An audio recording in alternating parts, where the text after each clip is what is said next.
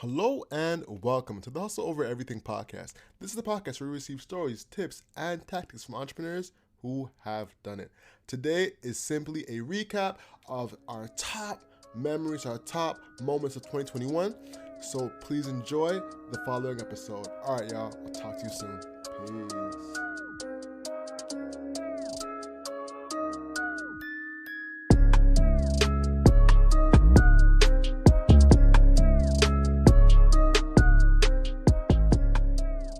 As guys who are entrepreneurs, they're starting off, they're making, let's say, their first 8K a month. What are some practical steps that they can take to become better with money and managing their business?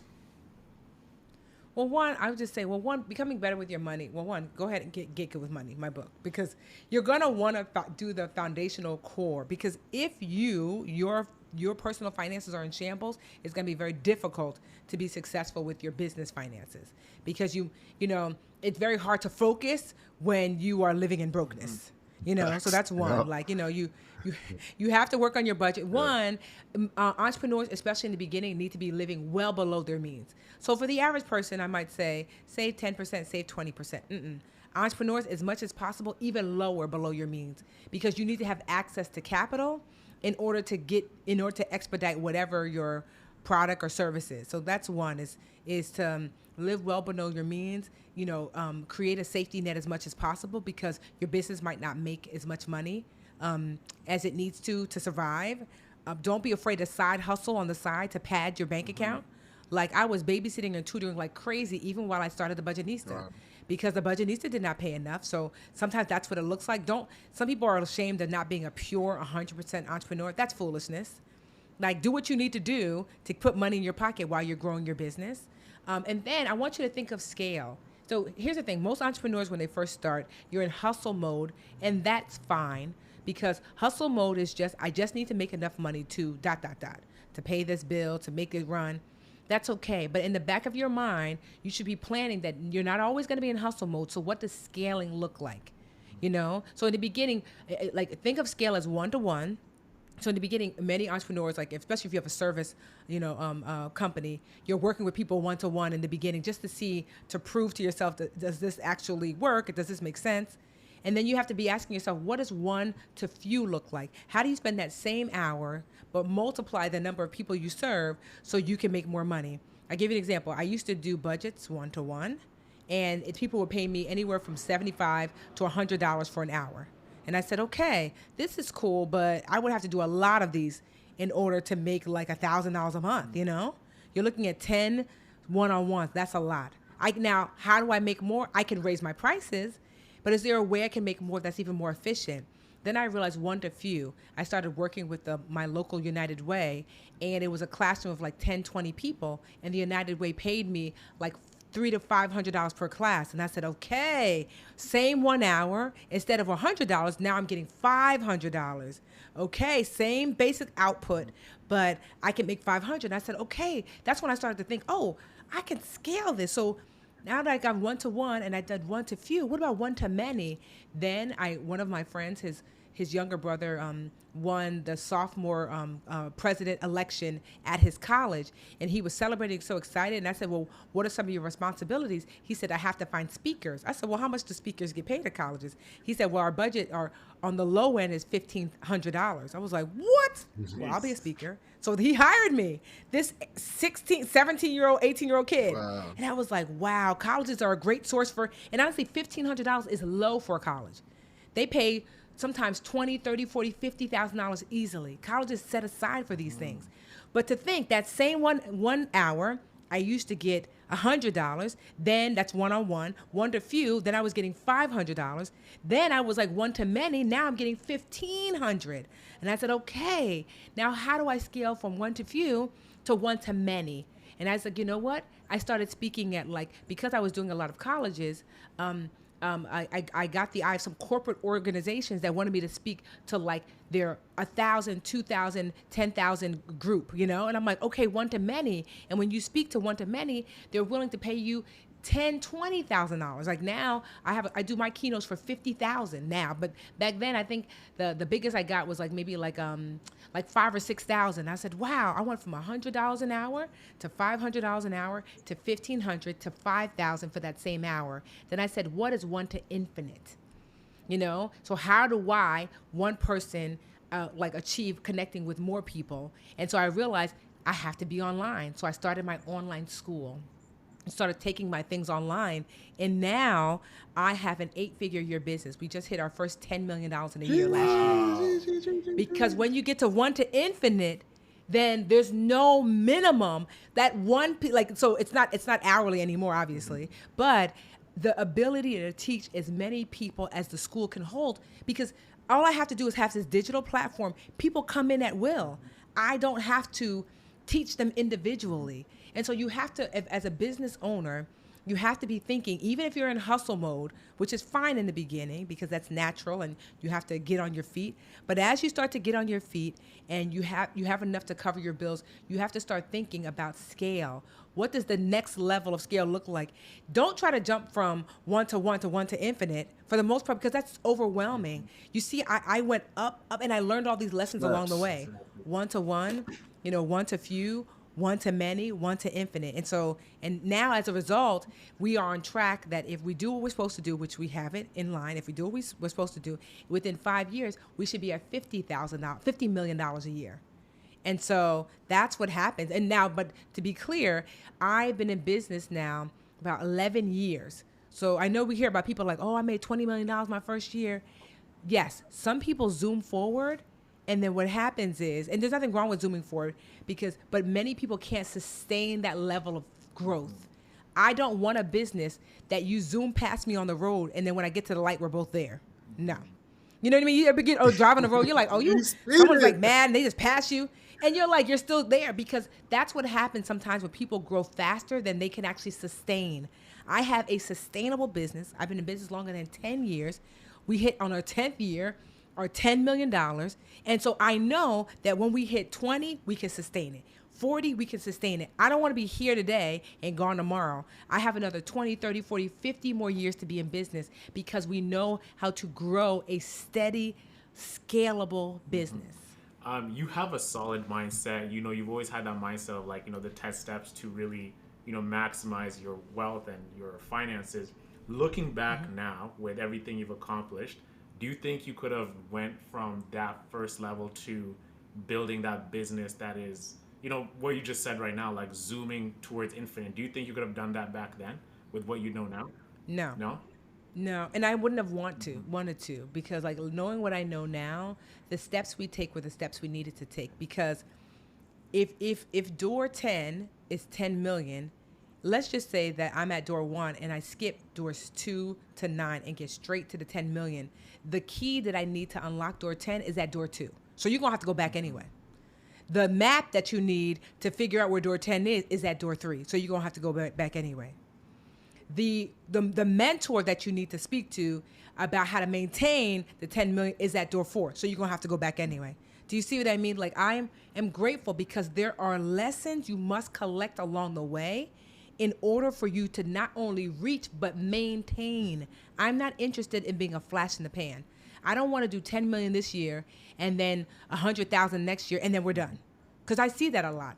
People are like, oh, I had such a great year, and it's not sustainable. No.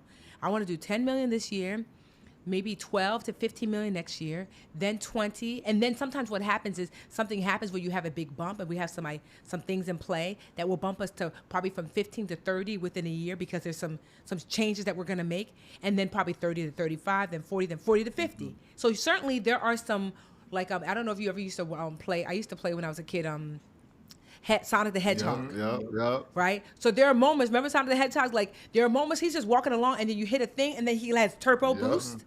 I forget what they call it. So there are definitely moments of that in business, but the whole business cannot be in turbo boost. Those are just steps along the way that you get turbo boosted, not the whole way, or it's not sustainable. So out of all those steps, which one was the most impactful breakthrough that, just kind of took you to that next level where you expedited everything as you look back? Of all the steps, it was definitely building my community. It took the longest, but it was the most impactful, and it's the reason why we will be able to continue to grow. Like, I started very early. Everybody talks about community now, but nobody was doing that back then, honestly. You know, they were just selling, selling, selling. But I built a community for the first like 5 years before I sold them anything. And so as a result, these are the same people. So when I say something, they're like, oh, Tiff, from 10 years ago, Tiff, I know Tiff, she's not. So all these new influencers, people sometimes I'm like, I don't know if it's trustworthy. They don't say that about me because they're like, it's Tiffany, girl. We've known Tiffany for the last 10 years.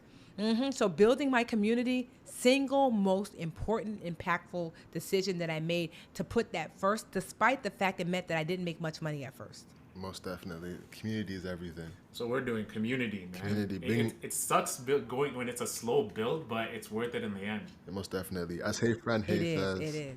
Ecosystems. You know what I'm saying? Yes, exactly, that ecosystem. Because what happens is that you can tap back into that community, because once you pour into them, it's a reciprocal relationship. But it's really the reciprocal is not give, receive. It's give, ask. So I gave for like 6 years. So when I asked, the first time I made a big ask, I made $30,000 in 30 minutes. I couldn't believe it. I was like, that's when I launched the online school, the Live Richer Academy. I was like, what? Because I had deposited so much into the Bank of Trust that I could make a hefty withdrawal. Now, I do these partnerships called JVs where I'm like, hey, here's an amazing partner that has an amazing tool, resource that I don't teach. I don't teach investing. Like in my book, yes, but like I don't teach it, meaning as Tiffany, right? I don't teach how to trademark your business. I have an attorney for that. So now I will partner with someone. We have partnered and made $1 million in a weekend, almost $750,000 in 3 days. Wow. Because I have put in enough trust and deposit enough things into the trust bank that I can make big withdrawals now. Too many people deposit a penny and want to pull out 10. And you might be able to get away with that one time, but you're overdrafting. And that bill's going to come due. And so not me. I always deposit way more than I expect to withdraw. And as a result, I'm able to withdraw now pretty consistently, but in a way that my audience even sees my withdrawals as giving. They're like, oh my gosh, Tiffany, you always bring us amazing tools and resources. Yes, I want to sign up for that class that your friend is having for $100. And maybe me and my friend do a 60-40 split, 40 for me, 60 for her. You know, but they don't mind because I'm transparent about it. And they're like, every class you've ever shown us has been amazing. And I made sure that even my ask is a give. Because I'll ask my friend, hey, I know normally you charge $300 for that class, but can you do a shorter version just for my audience? Dreamcatcher is my audience. Can you do a shorter version, but a private version just for us? Instead of 3 weeks, maybe it's 1 week, and instead of $300, maybe it's $50. And because I deal in volume. And so normally people are like, what am I going to do my thing for $50, right? But my friends know, yeah, because I'm going to send 5,000 people your way. So what normally would have taken you a year to make, you're going to make in a week. Mm-hmm. So you see what I mean? Yeah. So it's a gift for everyone. My friend gets to receive because she would never have this volume. Plus, those people now trust her, and now you have their emails that you can connect with them on your own. We get to receive because we get paid. And the audience also gets to receive because I super vet whatever tools and resources we send out. But I am of the school of thought that everyone should win, that everyone should receive. The people you're serving like alongside, and yourself. And so I've been fortunate in order to build a business that can do so with transparency, with kindness, and with service. And so that's why we continue to grow. You know, I don't need to grow rapidly. I want to grow steadily, and I want to grow in a way that's maintainable. Most definitely, man. Growing something that's maintainable, sustainable. Steady grind, man. Mm-hmm. I think that's a perfect note to end it on. You know, with that being said, ladies and gentlemen, hustle is what you can control. So control your grind and control your life. I'm Alex. And I'm Owen of Sunday. Thank you. And I'm Tiffany. Hey. And can I just share where they can find me before we jump off? Of course. Where can people find you? So people can find me. I am the Budgetnista on all the socials, on TikTok, on Instagram, YouTube, Twitter, Facebook, if you still Facebook, and thebudgetnista.com. And if you want to get a copy of my New York Times best-selling book, It was 8 weeks on the list. It just hit the 100,000 sale mark, where we sold over 100,000 copies, which only 80 books do that a year in their first year. You can get it at getgoodwithmoney.com. Most definitely. I have the book. I have the OG version, actually. I'm going to get a Kindle. I'm a Kindle guy, Tiff. So I like reading in bed, you know, like instead of being on IG, I'm just like flipping through the thing. So I'm definitely going to. I love it. So I have the OG book, which doesn't have the sticker of the New York Times. Yeah, they all of them have the sticker now. You know what I'm saying? So now they all got the sticker now. Like, yes, I was like, yes. Most definitely. So y'all make sure y'all go scoop that, and you can follow us at 24/7 Hustler on all socials. And yeah, we'll wrap on that, guys. So you're doing your PhD. That's like a very, very like tedious thing to do over some time, and then you get bitten by the entrepreneurial bug. Yeah. So this is like coming from structure, going into the unknown. Oh my so God. Talk to us about that transition period from becoming like this structured person. You know, you're probably going to end up becoming a prof when you get your PhD, and then shifting to become an entrepreneur. Yes, that's How did exactly you? what I wanted to do. Yeah, how did you communicate that with your parents, your family, and how did they all take it? Gosh, you know, one of the things I've realized is, you know, we talk about privilege a lot in the space I'm in because I work with primarily underrepresented, under-resourced, underfunded founders. But I've realized over the years is that privilege comes in all sorts of forms, right? Like privilege can be your skin color, privilege can be your gender, your sexual orientation, your religion, your nationality, the way you look, where you went to school, the religion you have, all sorts of things depending on the context in which you're operating. And one of the things I realized is even though we didn't grow up with a lot of money and we didn't have like, I don't come from an Ivy League school, like I didn't know anybody in tech or Silicon Valley, I didn't have a plug on the inside, is that one thing that I've really always had was the support of my family. And I think that counts for a lot. I think that creates a psychological safety net. So when it came time for me to make a hard left or hard right, however you want to describe it, in my life and like totally take my life in a different direction, something I never planned for, I ended up dropping out of my PhD program.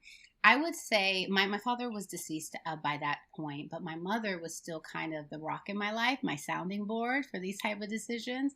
And I remember calling her up and like crying. I was like, oh my gosh, I don't know what to do. Woe is me. I worked so hard to be in this program. Like, how could I let it go? And I just was so afraid of the unknown. She was like, well, do what you want, right? Like, do what you want. And I think she never like makes decisions for me. She'll just listen and then she'll just wait for me to make the decision. I have to own the decision and all the good or bad that comes from it. But just knowing that she would support me no matter what I chose, that actually mattered a lot. Yeah. And I don't think I gave it as much weight in the moment, but 10 years later, right? Like I know now like what it actually was for me. And so I think that's important. Like, so people who come from under-resourced backgrounds, it's like you may not have a lot in terms of your bank account or physical like access to things, but what do you have in terms of love and support around you? That can actually carry you quite a ways.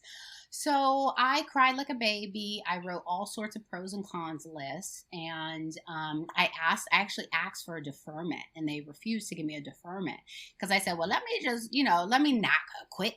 Let me just, put it on pause. Backup plan. And they were like, nah, homie, you either in or you out. So I was like, listen, I think I was 25 at the time. I'm 25. I'm not married, no kids, no mortgage, not really that much responsibility. Mm-hmm. I was like, yeah, why not? I can always go back and get a PhD. I mean, it's 10 years later. I don't have a PhD, but I got a lot of other things. So it was really hard for me. And I think that one of the other things that I've learned over the years by making these tough decisions is that your muscle gets stronger.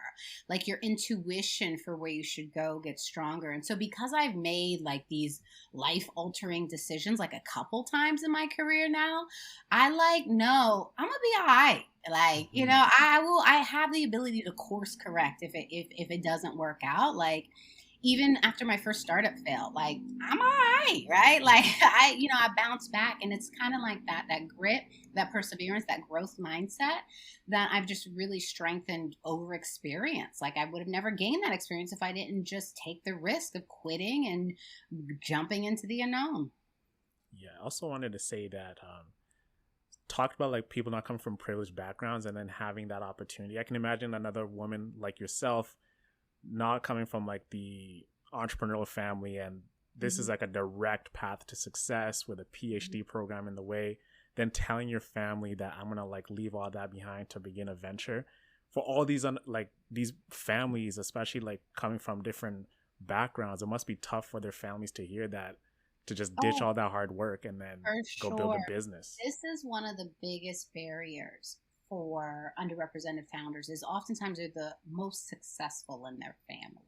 Yeah. They are the first in their families. And so they also may be the breadwinners in their family. They may be responsible for more than just themselves. So to take that risk of taking something that's safe and guaranteed, with benefits and all the other perks, right? And even the logo and the name brand, right? This was back in 2011. This was before entrepreneurship was mainstream, okay? People were not, it was not it. It was glamorous. Then, right? It was not it like it is right now. It was not it. So it was like, oh, you're going to be a professor. Wow, right?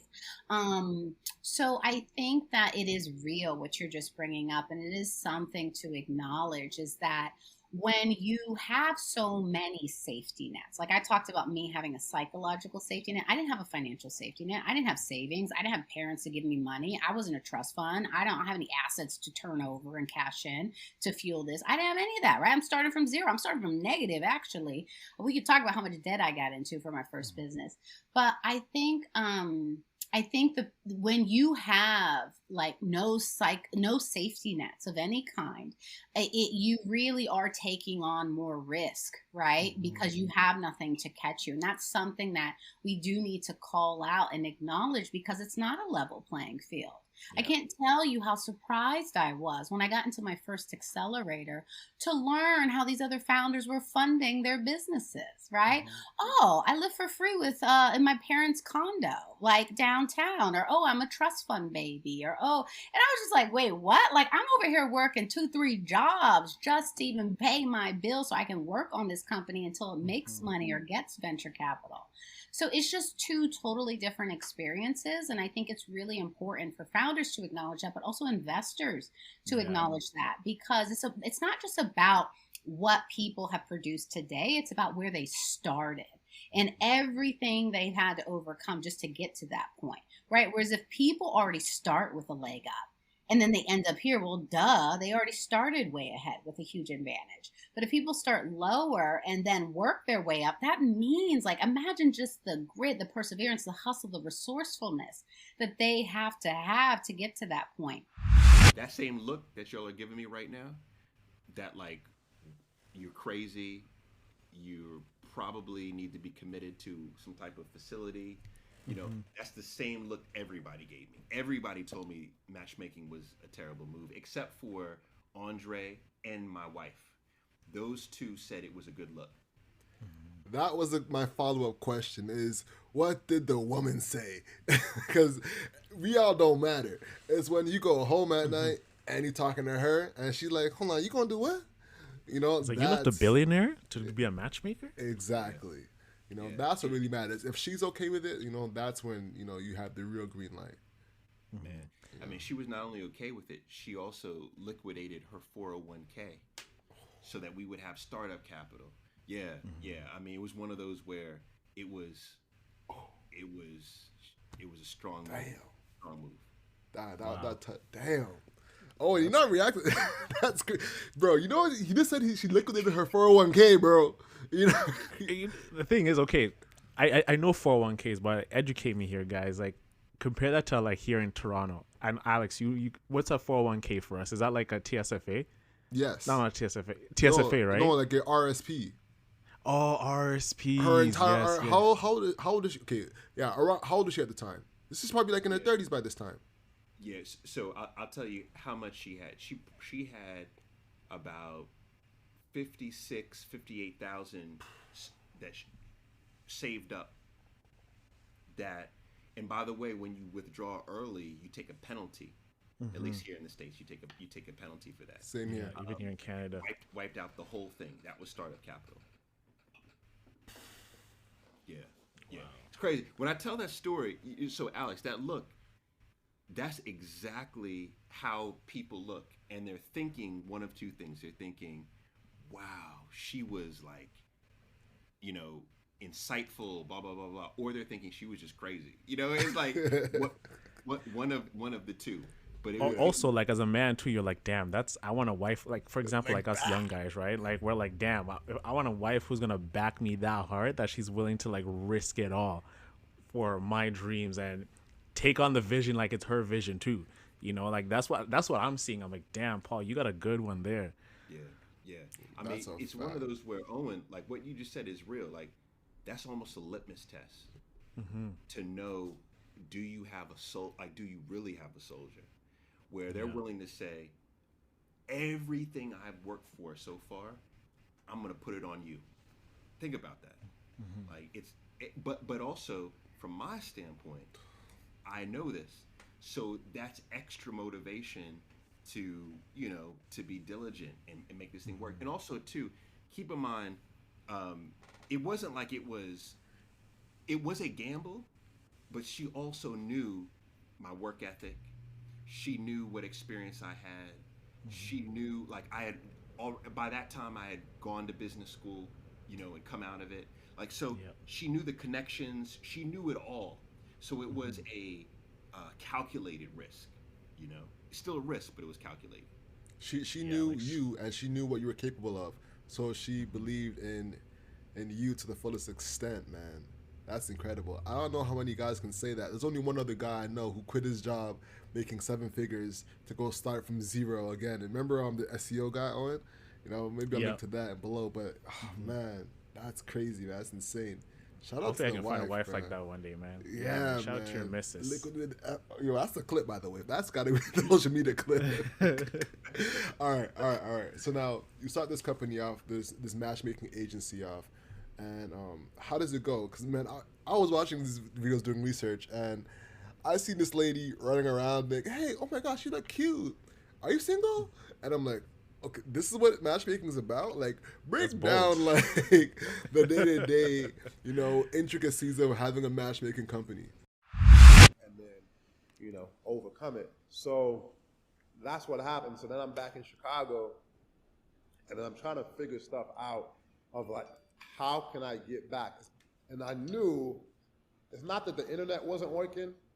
I didn't know how to operate the internet and make it work, right? So like I had that understanding. It wouldn't be like some people like, oh man, the internet thing, man, it's trash, it's a scam, it don't work.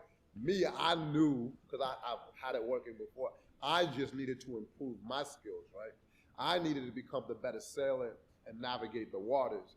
That's what I had to do. I had to increase my skill set. And so, like, I always took responsibility. I was like, nah, man, this ain't nobody's fault but my own. I'm sitting right here because of the decision I made. I wasn't, I had all my eggs in one basket. I was not skillful enough. And so during that time, that's when I started to learn a lot more about marketing, become a master marketer, because I started to look at the common equations. I was like, if I can learn how to advertise, tell stories, I'm gonna be able to basically, have fish for the rest of my life. Learn, teach a man to fish. You're never gonna have to ask for fish again. And that's what I learned. I was like, man, no matter what business is out there in the world, they all want more. They all want more sales. And if you can effectively help someone make more sales, you're gonna win every time. And then the better that you become at it, the more demand, right? And if you can do it at a really efficient rate, it's like you don't have to even sell yourself. People are gonna come looking for you, and so your reputation is everything. And so over time, I got into more like affiliate marketing, and I learned how to use Google AdWords and and then Yahoo Overture at a really effective rate. And that's when my world really started to change. When I was like, okay, this pay-per-click thing is a big thing. It's like, it ain't going. And once I saw and then so when I started to see Facebook as well, I was like, okay, I was doing YouTube. I jumped on YouTube ads when they weren't even in the Google dashboard for my old school people. I was running ads on like YouTube PPC, when the YouTube ads just kicked off. It banged so hard, and the conversions were so low. The cost per clicks were like stupid low. It was a search too, because they had to search. It was like right now, what used to, so this was what? That was like 2003, not even, that was like 2010. What would cost, you could put a keyword like Tim Ferriss. So if I was like looking for people who wanted to work or be in that kind of mindset, those, if they're searching on YouTube, it was like 2 cents a click for a link click back then. Now the same joint, like probably like $1.30, $1.40, like, 100 times more. So I made so much money on just being at the right place at the right time. So a lot of things are timing as well, like when you get into things. And so, but that's how the, things started to turn around in Chicago. And I also got my first job when I was back home. It was like I need to get out the house because I see my mom and she's giving me that look. And so I got a job at a place called AIU Online University, enrolling people into online university. I've never been to university, like how ironic, but I took a job enrolling people into online school. And then the biggest thing I took away from there too was, because I asked questions when I'm in places, I was like, damn. So I was like, I see the lead generator. I was like, they just these leads. I was like, how much y'all paying for these leads? And then like I don't know. And so I just kept asking until I got an answer. And it's paying somewhere like $30 for each lead. And I was like, huh.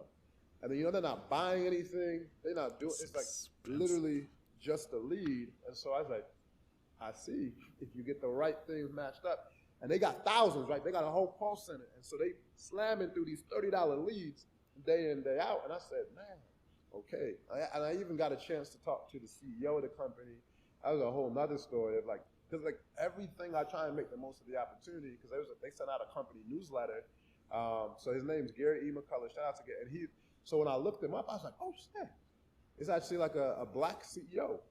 And so, so for companies that were doing over $1 billion in revenue a year, there's only 10 CEOs in America that were, black CEOs. And I was like, I was just emailing his assistant, because obviously most people, because they probably just say like, oh, that's someone, and I can never get like the CEO of the whole company. But I was like, it's like literally the lowest part of the company, the very lowest. I ended up, having breakfast with him, and then I told him like my boss, and she was like, how'd you go out with? And I was like, I use my mind. She's like, and then, but yeah, it's so much opportunity, but people just have to see it. We have a good understanding of what your company does, but for our audience, can you give us like a breakdown of like how Live Richer Academy functions? Live Richer. Yeah, no problem. So to kind of give you, one of the companies I have right now is a company called Live Richer Academy.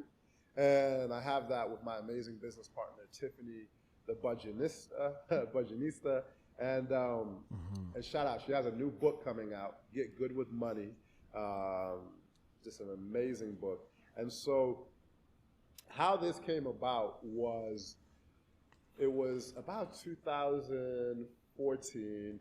So I've known Tiffany since 2010 or so, 2011. And then we'd see each other online. And I was like, yo, it's coming about and I was like, I really want to do something different. And I saw a huge gap in the marketplace. And this was financial education. And so there was some blogs, there was some YouTube videos, but nobody was building the business with ads. Nobody, and especially for black women, women of color, there was nothing that really spoke to them. And so I'm a big person. When I see a gap in the marketplace, I said, there's major opportunity here. And so what I did is we started to build that business. And so before that, Tiffany had never done anything as far as online ads or made any money online. Everything, she had a book, a self-published book at the time. And then also she would go out, and she just had her first 6-figure year. So she was make $5,000 maybe speaking at this event, or she would make $3,000, but she had to keep traveling, to make this money. And so when I was talking to her, I was like, hey, what is it that you want to accomplish? What are your big goals? And she's like, you know what, Jabril, I'm in a really good relationship right now, but I don't want to have to travel unless I want to travel. And I want to be able to, do this. And I was like, what do you do as far as affiliate marketing? She's like, what's that? So just never even heard of affiliate marketing. And I was like, yo, we could create a membership site, and offer a lot of value. And okay. And then I told her, I was like, yo, how well we could do. She's like, Okay. Like, now you're just talking shit, man. How are we going to do something like that? And, yeah, we got busy. So we literally have, so what the Live Richer Academy is, I told you to give a little backstory to kind of how it came about, is we have a platform where we teach women about budgeting, saving, investing, anything personal finance inside of a membership site.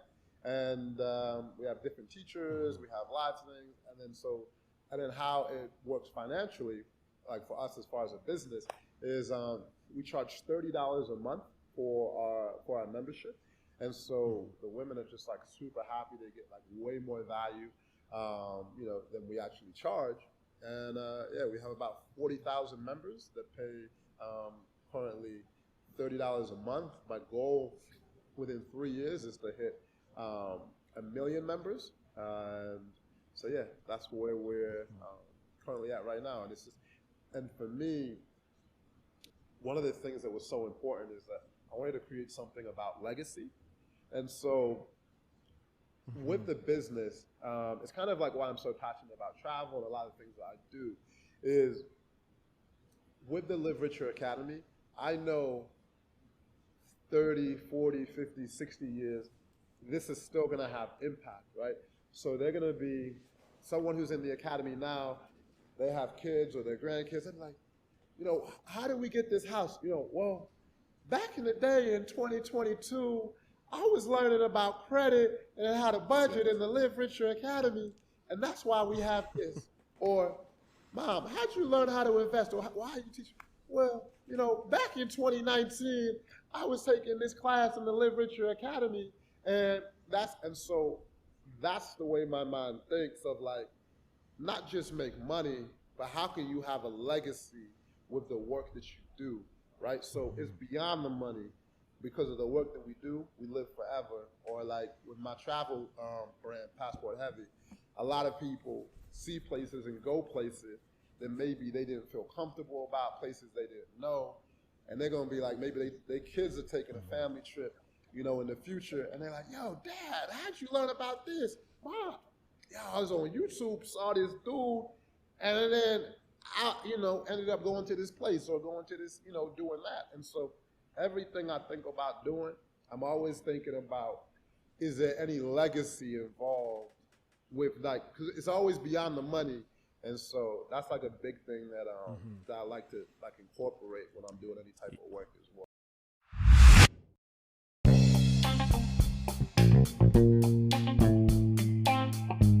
Thank you so much for listening. The conversation continues on our Instagram at 247hustler. We post very frequently. And be sure to check out our merch at hustleovereverything.co. We have some amazing sweaters, hats, mugs, and a lot more. Lastly, our Proud to Pay program is linked in the description below. Thank you so much for your support. Talk to you next Monday. Peace.